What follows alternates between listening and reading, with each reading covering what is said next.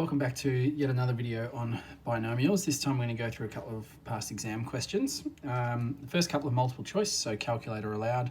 We've got a soccer player who is practicing her goal kicking. She has a probability of 3/5 of scoring a goal with each attempt, and she has 15 attempts.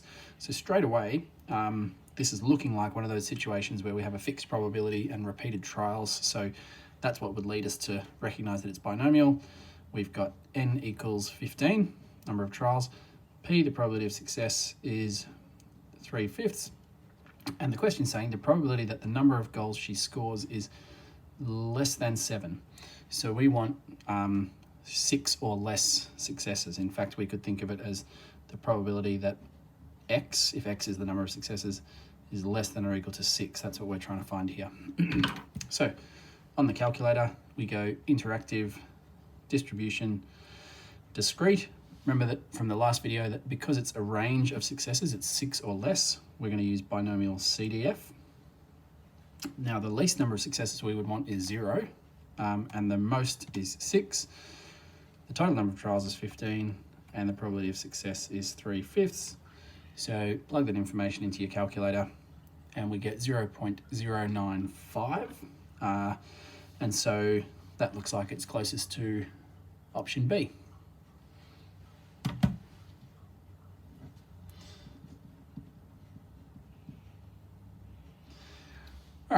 Second one's pretty similar, so you might even want to pause it and have a go at it yourself in your calculator. Question 13, a fair coin is tossed 12 times. The probability correct to 4 decimal places that at most 4 heads are obtained. So we've got 12 tosses of a coin. So again, that repeated experiment kind of idea. N equals 12. The probability that we get at most 4 heads. So really what we want here is we want 4 successes or less, right? 4 is the greatest number of successes that we would want. And so we're talking about the probability of x being less than or equal to 4 if x is the number of heads, right? So we could write let x equal number of heads. So the probability that x is less than or equal to 4, and of course the other thing is that the probability of success, well, when we're tossing a coin, probability of success, probability of getting heads is going to be 1/2. And so that's the information we can plug into our calculator. Again, we want a range of successes here, so we're going to use binomial CDF. We want successes from 0 to 4. The number of trials is 12. The probability of success was 1/2 or 0.5. Put that information in,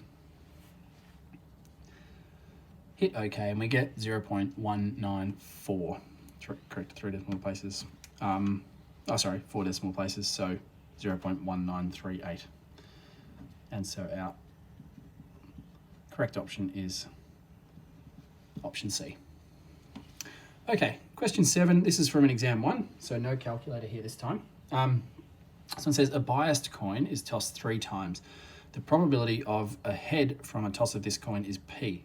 So the probability of getting heads on this particular coin is unknown, but we're calling it P.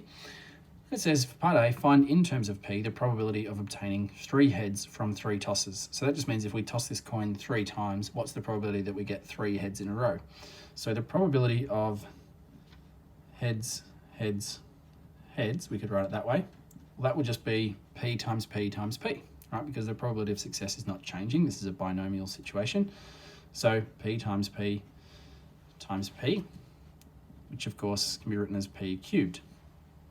Okay, what's the probability in terms of P of obtaining 2 heads and a tail from these 3 tosses? So we could do this a couple of ways, but one way would be to say, well, this is going to equal the probability of getting heads, then tails. Right, that's one way that we can get 2 heads and a tail. But we also know that there's another way. There's heads, tails, heads. And in fact, there's a third way, which is we could get tails first, then heads, then heads. These are the 3 different combinations that will give us 2 heads and 1 tail from 3 tosses of this coin. Okay, so for heads, heads, tails, it would be P times P And then to get tails, well, the probability of tails must be 1 minus p. Right, and we actually know that the other two probabilities are going to be the same thing, same multiplication, but just in different order. They're all going to be p times 1 minus p. So as a bit of a shortcut, we could say, well, let's just multiply this by 3. And so what we really get is 3p squared times 1 minus p as our probability. There's no indication of how we have to present our answer here, so you could expand the brackets, but you actually don't need to. And part B, if the probability of obtaining 3 heads equals the probability of obtaining 2 heads and a tail, find the value of p. All right, so what that's saying is the probability of obtaining 3 heads, which was p cubed, is equal to the probability of getting 2 heads and a tail, which was 3p squared times 1 minus p. Well, our job then is to say if those two probabilities are equal to each other, let's equate them and solve the equation. Okay, so we're now solving this equation for p. So p cubed equals, if I expand the brackets on the right hand side, 3p squared minus 3p cubed. I can then, well, let's see, we can add the 3p cubed over to the other side. We get 4p cubed. I'm going to subtract the 3p squared, so minus 3p squared equals 0. Right, now to solve this equation for p, our best bet here is going to be now to factorize, and we can take out p squared as a common factor, and we're going to be left with 4p minus 3. And then we can use the null factor law. So either p squared equals 0 or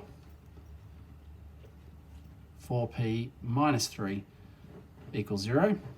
And that means that p equals 0 or p equals 3 over 4.